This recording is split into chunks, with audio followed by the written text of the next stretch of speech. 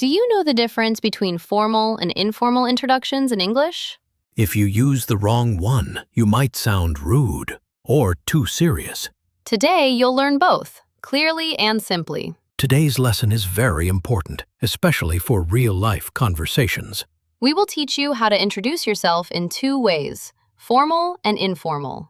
Formal introductions are used in professional situations.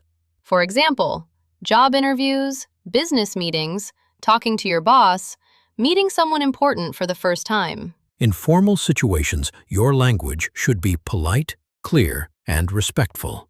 Let's look at a formal introduction.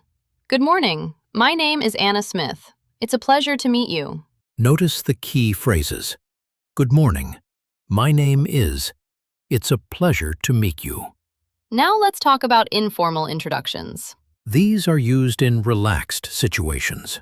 For example, meeting friends, talking to classmates, social events. Here's a simple informal introduction. Hey, I'm David. Nice to meet you. Very natural and friendly. Okay, now listen to two conversations. Let's begin. Mr. Wilson, I'd like you to meet Dr. Edward Smith. It's nice to meet you, Dr. Smith. Pleasure to meet you, too. Dr. Smith is an economist. He just finished writing a book on international trade. Oh, that's my field, too. I work for the United Nations. In the development program, by any chance? Yes, how did you guess? I've read your articles on technical assistance. They're excellent. Who's the tall woman next to Barbara?